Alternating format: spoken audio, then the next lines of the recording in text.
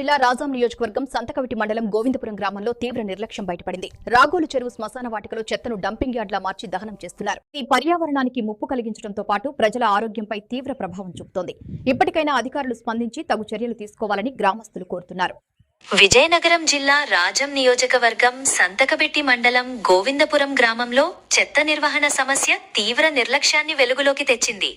గ్రామంలోని రాఘవుల చెరువును, శ్మశాన వాటికను చెత్త డంపింగ్ యార్డ్ గా మార్చేశారు. ప్రభుత్వం ఏర్పాటు చేసిన గ్రీన్ అంబాసిడర్లు, చెత్త సేకరణ, సంపద సృష్టి కేంద్రం ఉన్నప్పటికీ వాటిని వినియోగించకుండా శ్మశాన వాటికలోనే చెత్తను దహనం చేస్తున్నారు. ఈ చర్యలు పర్యావరణానికి తీవ్ర హాని కలిగించడంతో పాటు గ్రామ ప్రజల ఆరోగ్యంపై కూడా తీవ్ర ప్రభావం చూపుతున్నాయి. చెత్త నిర్వహణ వ్యవస్థ పూర్తిగా విఫలమైందని స్థానికులు ఆవేదన వ్యక్తం చేస్తున్నారు.